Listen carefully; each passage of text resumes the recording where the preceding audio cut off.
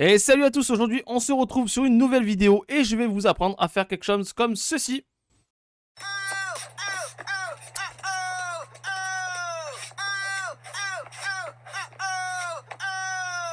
Donc, qu'est-ce que c'est? C'est les alertes, tout simplement. Les alertes, vous allez pouvoir les personnaliser de A à Z. Moi, personnellement, j'utilise le site Streamlabs et je vous apprendrai du coup à intégrer ces alertes sur Streamlabs, le logiciel, et sur OBS Studio. C'est super simple à faire et l'avantage de Streamlabs, c'est que l'intégration est beaucoup plus simple qu'en passant par un autre logiciel comme StreamElement ou autre. Vous allez voir, c'est hyper easy. Je vais vous montrer sur les deux logiciels comment faire et surtout comment les personnaliser de A à Z. Let's go! Et pour celles et ceux qui ne me connaissent pas, moi c'est Erazine, donc je suis un YouTuber mais aussi un streamer sur Twitch. Vous pouvez me retrouver donc sur ces différentes plateformes et je sors une vidéo tous les dimanches afin de vous aiguiller pour améliorer votre stream, vos vidéos YouTube, en vous donnant quelques tutos, des conseils, des astuces. Bref, plein de petites choses qui j'espère te permettront de t'améliorer dans ton stream. Allez, c'est parti pour le générique, on y va!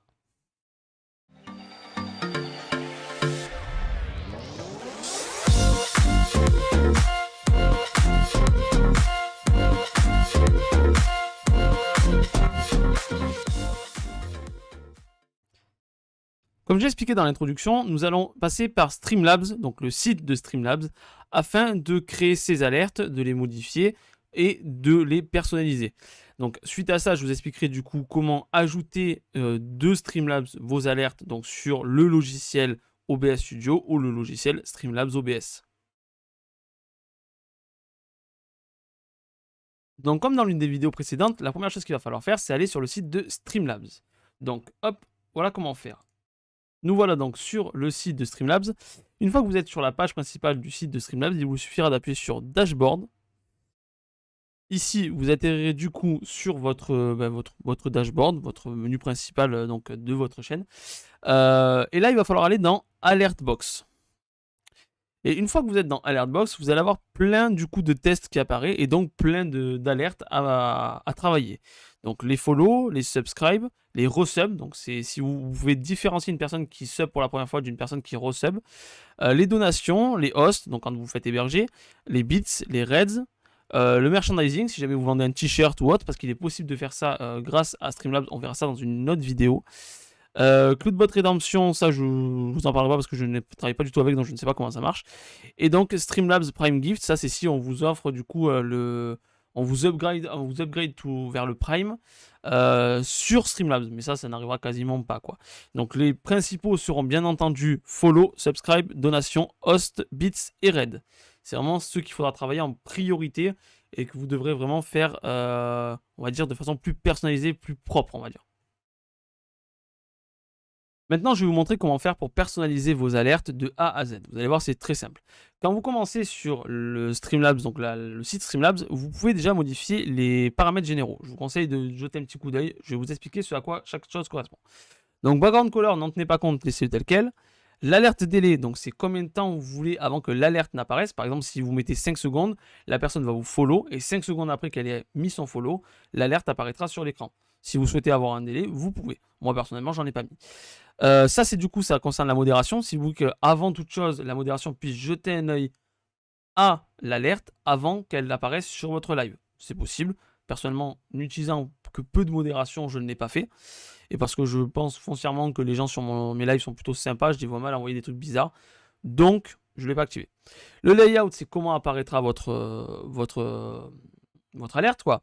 Donc, si le texte est en bas, l'alerte au-dessus, le texte en plein milieu et au-dessus de l'alerte, ou par exemple, à côté la photo, de l'autre côté le texte. Donc, ça, encore une fois, c'est votre goût perso. Streamlabel, donc reset Streamlabel session automatically, c'est est-ce que vous voulez qu'à chaque fois qu'il y ait une alerte, votre Streamlabel se remette à jour. Streamlabel, pour ceux qui ne savent pas ce que c'est un logiciel qui, lorsque tu passes par OBS Studio, puisque dans Streamlabs OBS c'est automatique, mais pas dans OBS Studio, te permet du coup d'afficher les derniers follow, les derniers subs, etc., etc. Et est-ce que tu veux du coup que Streamlabel se mette à jour quand il y a une alerte ou non? Donc pour le coup, si vous utilisez OBS Studio, je vous conseille de l'activer plutôt. Alerte Paris, donc ça c'est pour les parades. Les parades, qu'est-ce que c'est? En fait, vous avez le choix du coup, soit vous activez les parades et chacune des alertes apparaîtront les unes après les autres. Par exemple, si vous avez 5 personnes qui vous follow en même temps, ben, vous allez avoir une première, une deuxième, une troisième, une quatrième, une cinquième. Si vous le désactivez, vous allez avoir du coup la dernière action qui prédomine. C'est-à-dire que vous allez par exemple avoir un follow et en même temps un bit à 1 seconde d'écart. Ben, si le bit est fait 1 seconde plus tard, le follow disparaît et l'alerte du bit prend le dessus. C'est une façon, là encore une fois, c'est vous qui voyez ce que vous préférez. Profanity filter, donc ça c'est pour remplacer du coup les gros mots par des petites étoiles et vous pouvez donc customiser les gros mots. Donc par exemple si vous voulez pas que crotte apparaisse dans vos messages d'alerte, parce que par exemple quand vous faites un don, vous pouvez en mettre un petit message pour le streamer.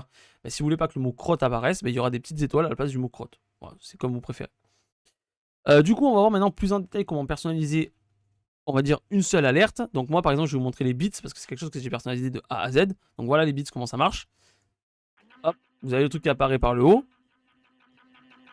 Vous avez un gif, un son, un texte, et du coup il disparaît en faisant une rotation vers le bas.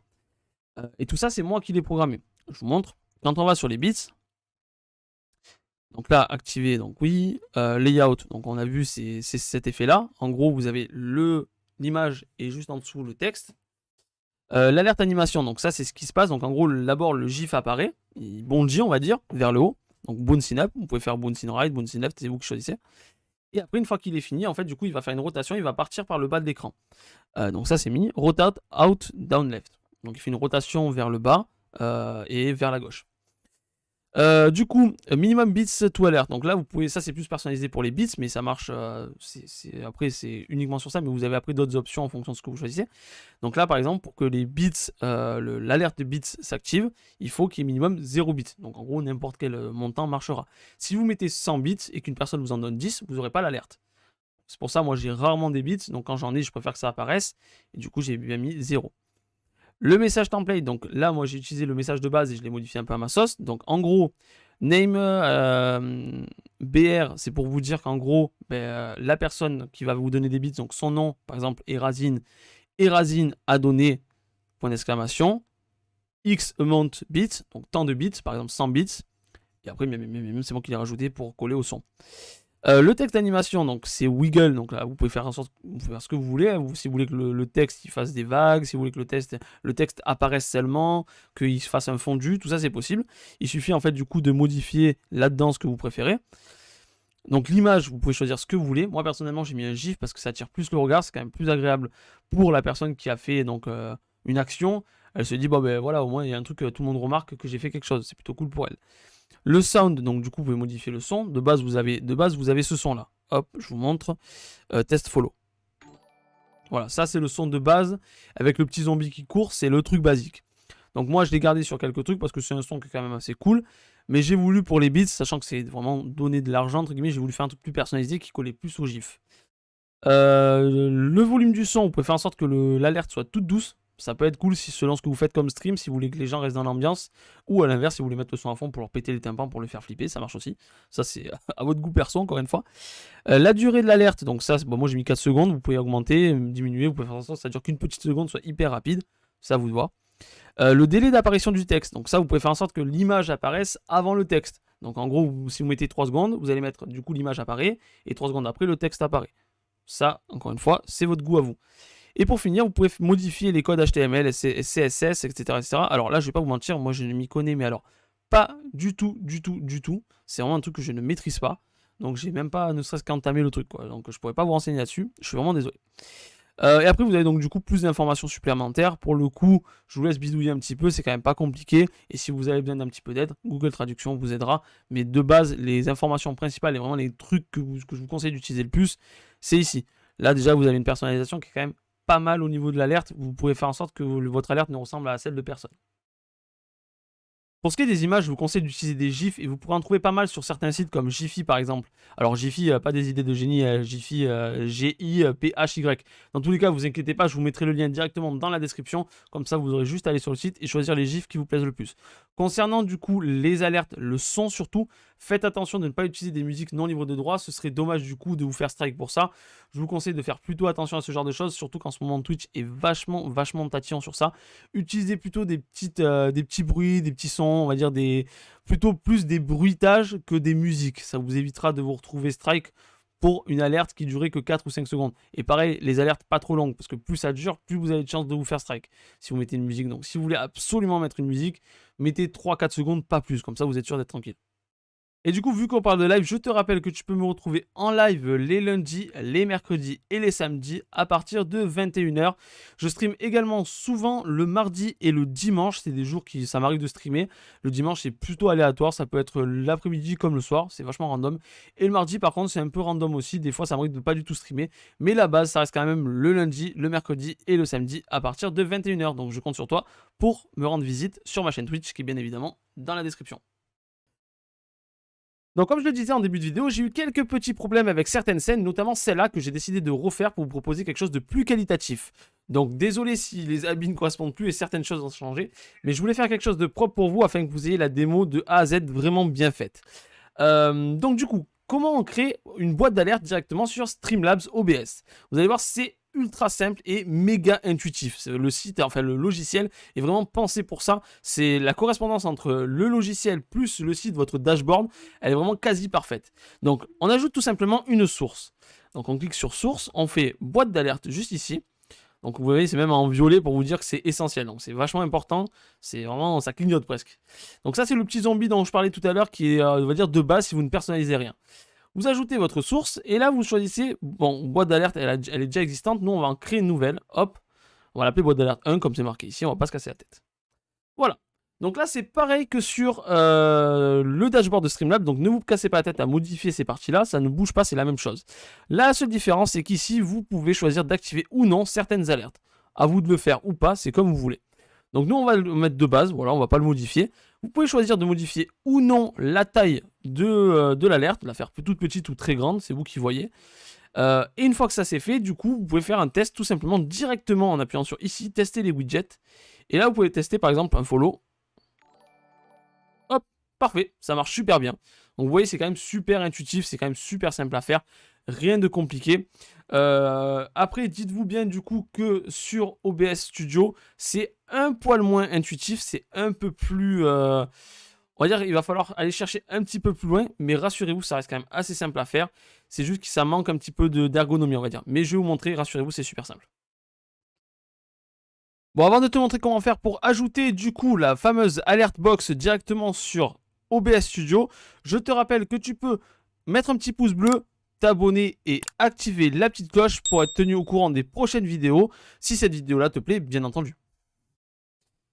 Maintenant qu'on a vu comment faire pour ajouter la box d'alerte directement sur Streamlabs OBS, il faut pas le mentir, c'était quand même hyper intuitif, hyper simple et on va dire tout mâché. On va voir comment le faire pour ajouter à OBS Studio. Je vous rassure, c'est pas beaucoup plus compliqué. Il y aura juste deux petites manips à faire en plus, c'est vraiment juste des trucs tout bêtes, hein. Mais je vais vous montrer comment faire. Alors avant toute chose, je m'excuse pour l'effet tunnel, encore une fois, j'ai essayé de le faire de façon différente, ça n'a pas marché. Donc vous allez devoir vous taper l'effet tunnel, je vous montre de suite. Hop, voilà, je suis désolé, ça pique un peu les yeux.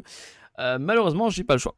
Donc, comme vous pouvez le voir, j'ai séparé l'écran en deux. D'un côté, du coup, OBS Studio, et de l'autre, on reste sur le site de Streamlabs, donc le site Streamlabs, pas le logiciel. Ce qu'on va faire, on va tout simplement ajouter une source navigateur. Hop, on appuie sur le petit plus au niveau des sources. On choisit le navigateur. Et là, ils vont vous demander, du coup, d'ajouter une nouvelle source ou choisir une source qui existe déjà. Moi, j'ai déjà une box d'alerte. Mais ce que je vais faire, je vais en recréer une pour vous montrer comment ça marche. C'est parti. Hop, alert box. On va l'appeler 2. Voilà. Vous avez donc le logo qui apparaît. Hop, je vous enlève ça, comme ça, ça ne vous cache pas trop l'écran. Voilà. Vous avez donc le logo qui apparaît de OBS, vous expliquant que vous allez devoir faire, du coup, ajouter une URL. Donc, vous allez voir, c'est pas compliqué du tout. Vous allez directement sur l'URL que vous avez là. Donc là, c'est si vous voulez la voir. Ça ne sert à rien puisque vous avez le bouton copier qui existe de base. Donc vous appuyez sur copier. Tac. Donc widget URL copied. Parfait. Vous retournez du coup ici. Et en bas au niveau de l'URL, vous collez l'URL que vous venez de copier. Voilà. Donc là on voit bien qu'on a un URL type Streamlabs qui apparaît. Donc nickel. Vous pouvez choisir la largeur, la hauteur. Pour le coup moi je laisse de base et après j'étire ou je règle directement sur le canevas. Ok, et donc là, on voit bien que le logo OBS a disparu. Ça veut dire que le navigateur, la source navigateur a bien été prise. Pour vérifier, il nous suffit tout simplement de faire un petit test. C'est pour ça que j'ai laissé également la page de Streamlabs à côté, c'est que vous avez tous les boutons de test qui sont là. Donc là, on va faire un test tout simplement avec un follow. Hop, si on appuie sur test follow, donc là, vous voyez que l'alert box 2 est activé, l'alert box 1 qui est juste en dessous est désactivé. Donc normalement il n'y aura qu'un seul follow qui apparaît. C'est parti. Et voilà, on a bien donc notre follow qui apparaît. Donc on a l'effet tunnel derrière, désolé. Hein. Mais ça marche bien, il n'y a pas de souci. Ce qu'on peut faire également, c'est faire une vérif. Est-ce que ça marche aussi sur l'autre alerte que j'ai mis, l'autre alert box, celle qui était là de base. Donc je vais l'activer aussi. Et cette fois, on va tester avec un sub. Bon.